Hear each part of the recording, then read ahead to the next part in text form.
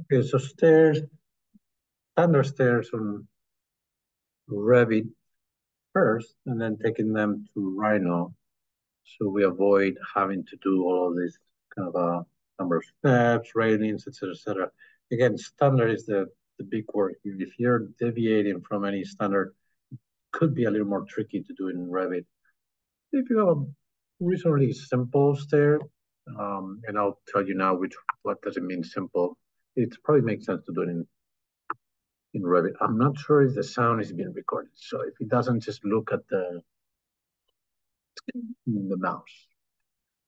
Let me turn this out. Okay, so I started a new, as you know, project and then interdisciplinary. So basically Imperial, because America where we are, not somewhere else. And you have a lot of stuff. I typically, if you're really gonna work on a Revit file, I will clean up a lot this thing, probably even create my own template. We'll talk about this in the future.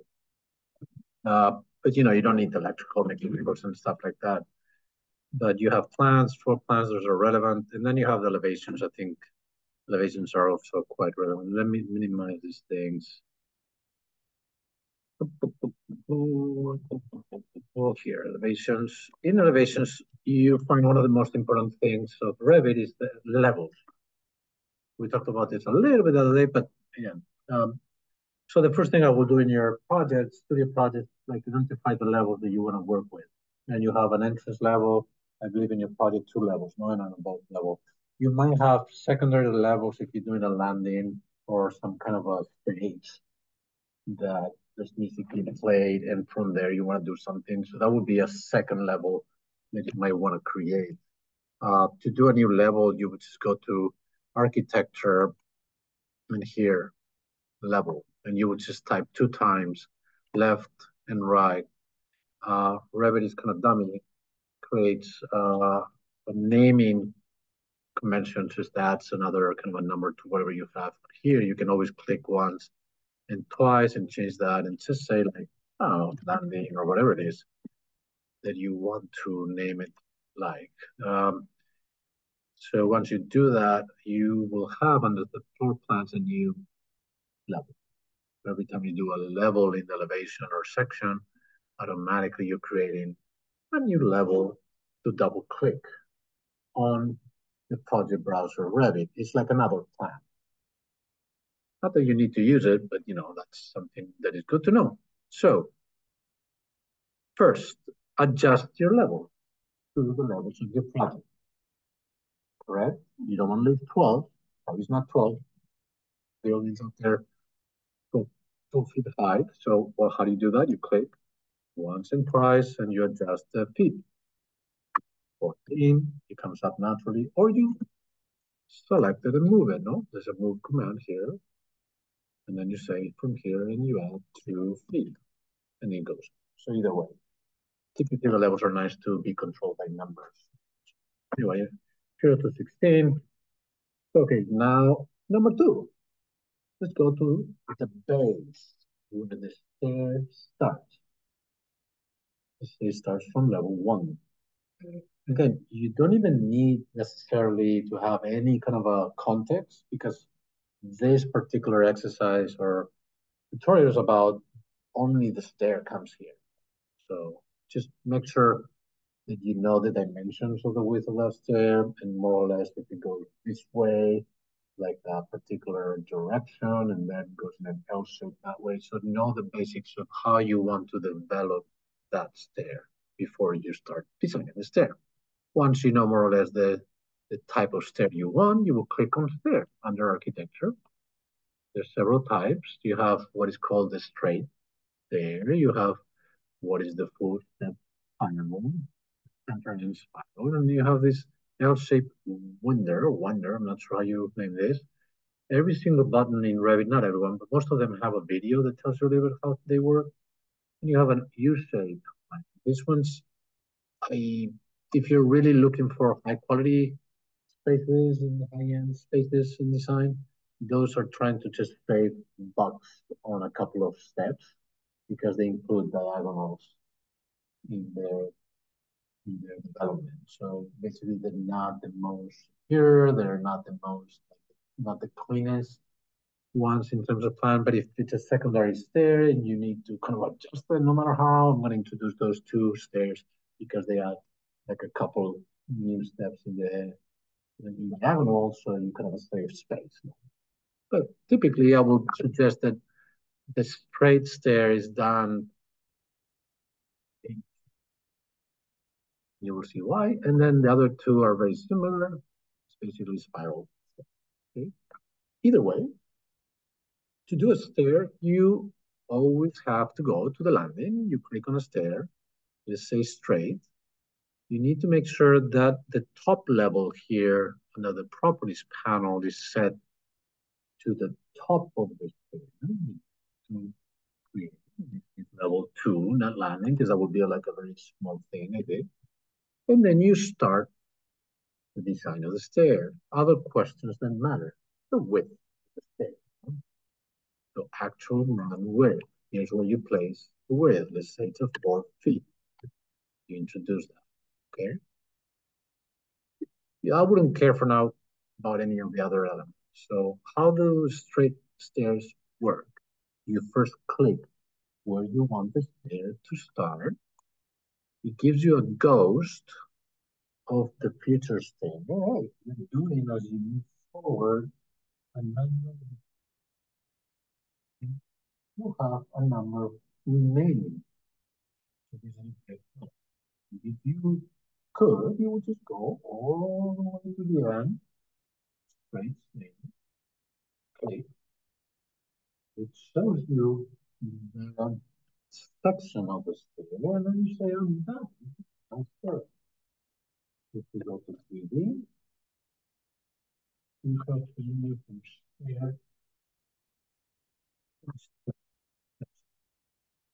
This is not even allowed by code, a specific number of stairs or height that you can go without the landing. No? So that is not allowed, but Revit allows us to do it.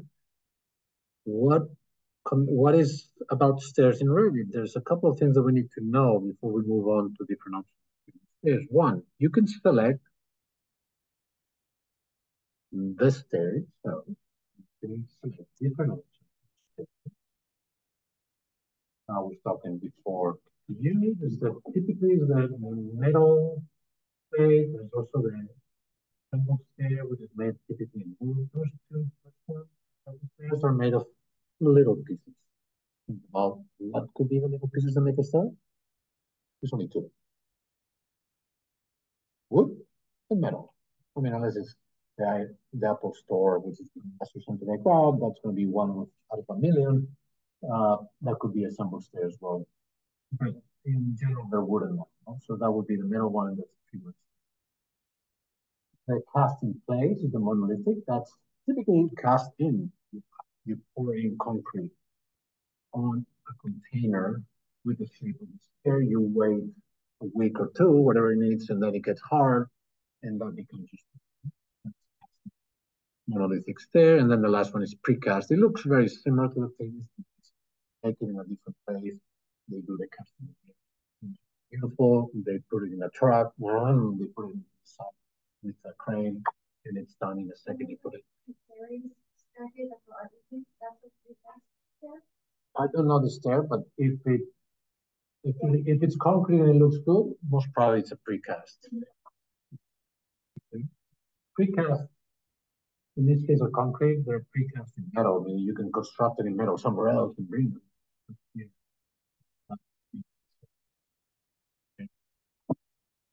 Very little stairs are actually done with pieces of metal put on the floor there. And let's just drill things here on place, no? But you might finish some details of this.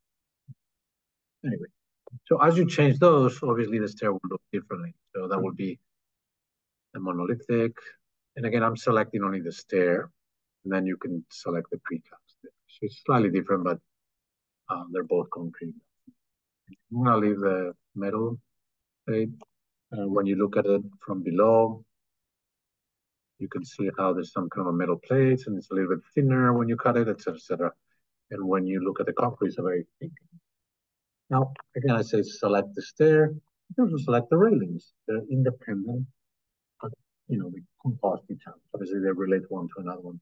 And you can change the railing. Up here on the properties panel, you can change the types of them. You can say glass panel, any changes. You can say like a pipe handrail railing. You can have one of one type and another one. You can also delete it if you don't want one side. You can also edit the path. When you edit the path, a magenta line appears, and then you can just shorten it up, say, okay, it will just go to specific points.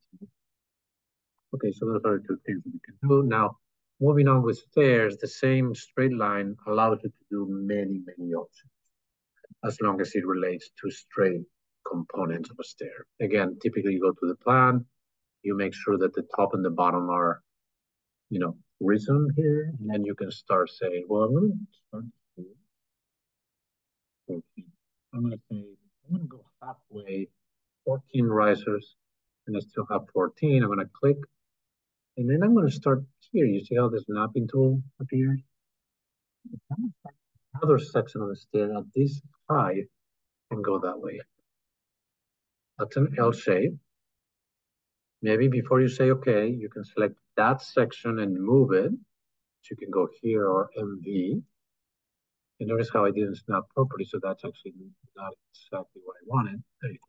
So now it is. This is an L shape made of two straight sections of stair. You say okay, go to 3D, and the same. You can select the stair, make it monolith or whatever you can change. Like the trend explain. So you don't want to make it 11. You don't want to make it. Yeah, I mean, I would typically recommend you start with one of these things as the standard because it fits within building code and stuff. So, but yes, there are ways to be picky about this thing so that you can create this thing. And there's a whole bunch of maximum rise recognized, minimum tread depth. So these numbers you can change. Again, those are under 85 before you do the stair. You can even change them after, and you can make adjustments to them. I typically trust because Revit is so straightforward that I know they're following code for it. Unless it's an old building and you want to recreate an existing, you have to be much more picky about the riser and the tread because you have to represent the same thing that we have. So then you can be as picky as you want. You can also, when you do the stair, you can go down to the property panel and see how this number of steps, so you can change that more or less. Steps, actual tread depth. So this, yeah, you can change the under the properties. So similarly, you can do straight and go in, and you can do it in. Do another stair. You can do many sections of stair. Let's say twice. No. If that happens to you today, always have the top level as landing. So there you go. Okay, you can do a section that is 7 risers. You can go from here, make it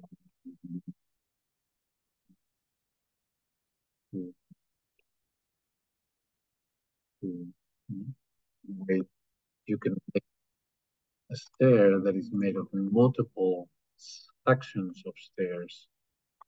As long as they're straight, it's going to create the landing view between each of the sections. So again, I know, but this is a good exercise that you did it. Things that you can do minimally and that you can always, you can also do obviously a landing in the middle. Just say, let go.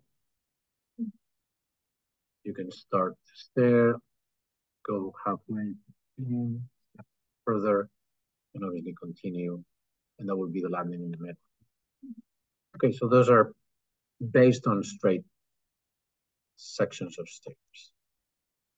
There's other stairs that you have, like the full spiral. Those you also need to check the bottom and the top of your levels. The stair develops itself, and it's going to go on this radius. You can change the radius. You can also change the width if you want. And once you click, know, he does the stair, no? And then you say, okay, and it creates the thing. The same way you can, she sometimes creates errors here in terms of the railing, but anyway, you should be able to select the railing, change the stair type, etc. A big question many people ask is about the landing that is curved. So that would be the last option. You will go from level to level, start, and you develop as if it was straight sections. Okay, I'm going to stop here, and then I'm going to continue there. As long as it's the same, let me see, this is very tricky. What did I do?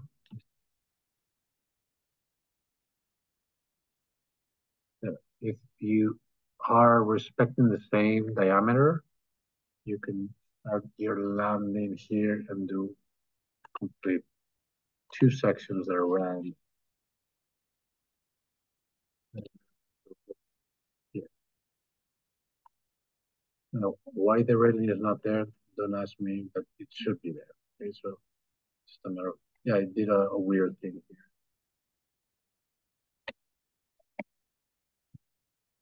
But that's what it is. Okay, so just now the nice thing is you want to take it to Rhino, what you do is to the 3D view, which is the top here, and you want to file, export. It's going to be the CAD because it does a CAD 3D in a way. You can, whatever you see here is what you're going to be working. You can click on the 3 points here, triple check a couple of important things. One is the units. Notice that it's inches. That's important to know. If you have it in the default fully mesh, it's going to create meshes. Remember, meshes are triangulated. They're painting about. So make sure you think those are basically nerves. Okay. Next, we're going to put it in desktop, below.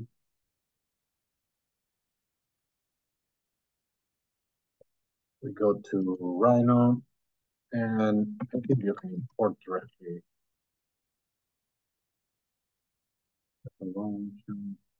Maybe before, say that you units are something. So units should be something millimeters, should be inches corresponding with those uh, in Revit. If you're working in feet or something else in your project, you just probably want to make sure that you bring a new Rhino file in inches, bring that one and then just convert that to feet. Okay, you say, okay, that's in inches now, and now you say before, and you bring hello there. A couple of questions here. I think this should be the same inches and inches, so it's the same model units and layout units. Okay,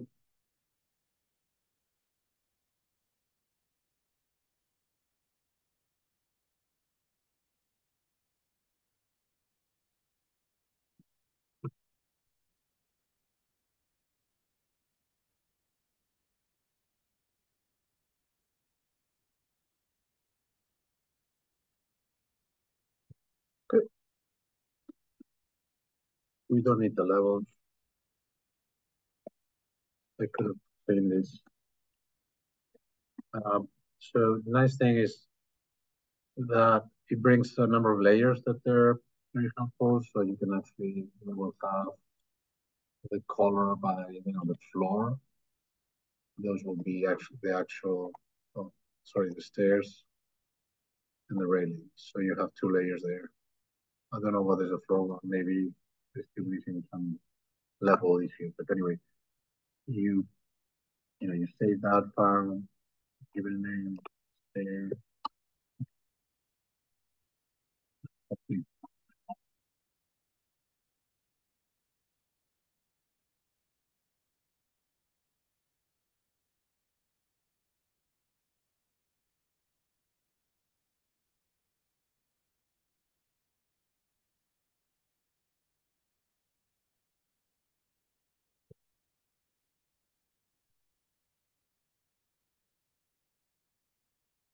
I think it's taking a long time because of Zoom. It don't take so long. It's not that much.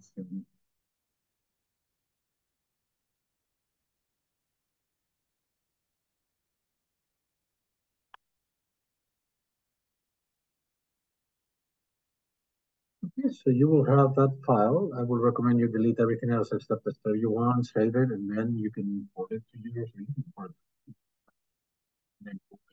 other object. So you can group things, you can group the railings if you have to, if you have to, you can say group, which is not the same as obviously as join, and then you just save that and then you import it. And then I want to fix this. You don't need that's the thing. So you can actually apply materials by layer. Okay, and have this stuff is